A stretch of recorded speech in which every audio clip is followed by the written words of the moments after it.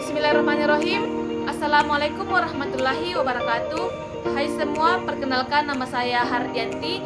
Saya mahasiswa Politeknik Kesehatan Kemenkes Makassar, jurusan Kebidanan Prodi D4. Insya Allah pada kesempatan kali ini saya akan berbagi sebuah informasi atau penyuluhan tentang pemeriksaan kehamilan pada masa pandemi COVID-19. Setelah mendapatkan penyuluhan ini diharapkan kepada ibu hamil dan keluarga agar dapat mengetahui dan memahami tentang pemeriksaan kehamilan pada masa pandemi COVID-19. Pada masa di mana virus COVID-19 menjadi pandemi di seluruh dunia, tentu saja membuat khawatir hampir di segala bidang. Hal ini disebabkan oleh virus COVID-19 yang sangat cepat menular dan dapat menyebabkan kematian. Di Indonesia, negara kita sendiri, COVID-19 berdampak pada pelayanan ibu hamil.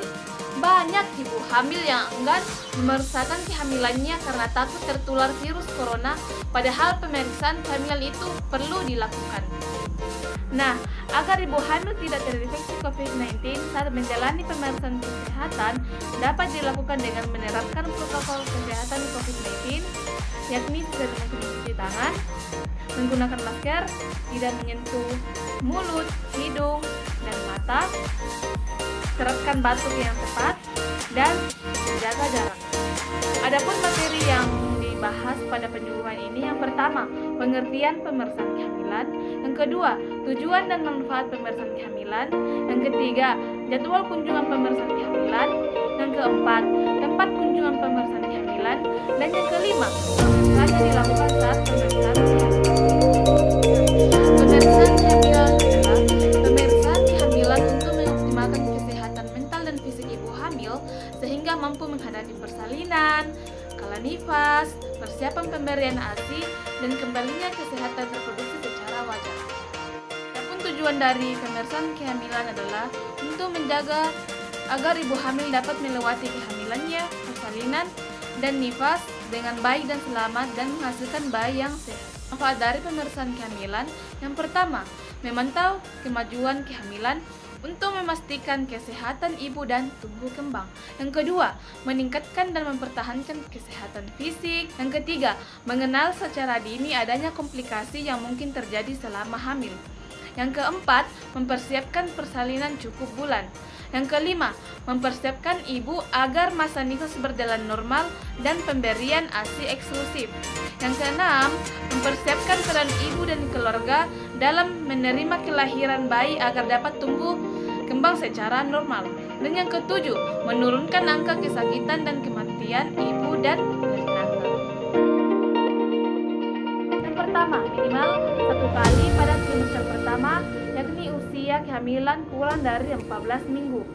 Tujuan pada kunjungan pertama adalah: yang pertama, menentukan diagnosis ada atau tidaknya kehamilan. Yang kedua, menentukan usia kehamilan dan perkiraan persalinan. Yang ketiga, menentukan status kesehatan ibu dan janin. Yang keempat, menentukan kehamilan normal atau abnormal, serta ada atau tidaknya faktor resiko kehamilan. Yang kedua, minimal 1 kali pada trimester kedua, yaitu usia kehamilan 14-28 minggu. Pada kunjungan di trimester kedua ini, ibu hamil akan lebih mendapatkan informasi yang lebih mengenai kehamilan dan kewaspadaan khusus terhadap komplikasi yang mungkin terjadi pada trimester kedua. Yang ketiga, minimal 2 kali pada trimester ketiga, yaitu usia 28-36 minggu dan sesudah minggu ke-36. Biasanya, pada kunjungan pertama pada trimester 3 akan mendeteksi ada atau tidaknya kehamilan ganda, sedangkan pada kunjungan keduanya akan memeriksa dan mendeteksi ada atau tidaknya kelainan letak janin. Nah, apabila tidak ada keluhan, ibu hamil diminta menerapkan isi buku KIA di rumah selama pandemi COVID-19. Nah, apabila ada keluhan atau tanda-tanda bahaya saat kehamilan, segera ke fasilitas pelayanan kesehatan. Selanjutnya, adapun tempat pemberian pelayanan saat pemeriksaan kehamilan dapat dilakukan. Yang pertama, di puskesmas atau puskesmas pembantu. Yang kedua, pondok bersalin desa. Yang ketiga, posyandu. Yang keempat, rumah sakit pemerintah atau swasta. Yang kelima, rumah sakit bersalin. Dan yang keenam, tempat praktek swasta, dokter dan bidan. Dalam melaksanakan pelayanan pemeriksaan kehamilan, ada 10 standar pelayanan yang harus dilakukan oleh bidan atau tenaga kesehatan yang dikenal dengan 10T.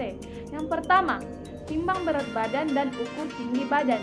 Yang kedua, pemeriksaan tekanan darah. Yang ketiga, nilai status gizi dengan mengukur lingkar lengan atas.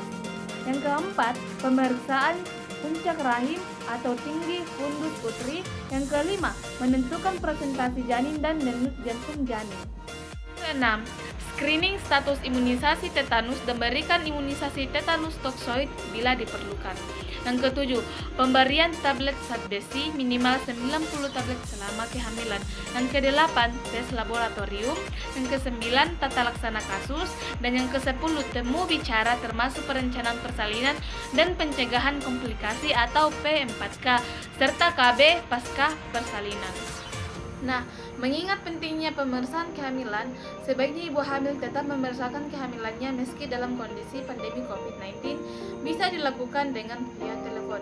Jika ada keluhan dan tanda bahaya yang dialami, segera memeriksakan kehamilan ke pelayanan kesehatan dengan mengikuti protokol kesehatan COVID-19. Nah, itulah yang bisa saya dapat berikan. Semoga bermanfaat.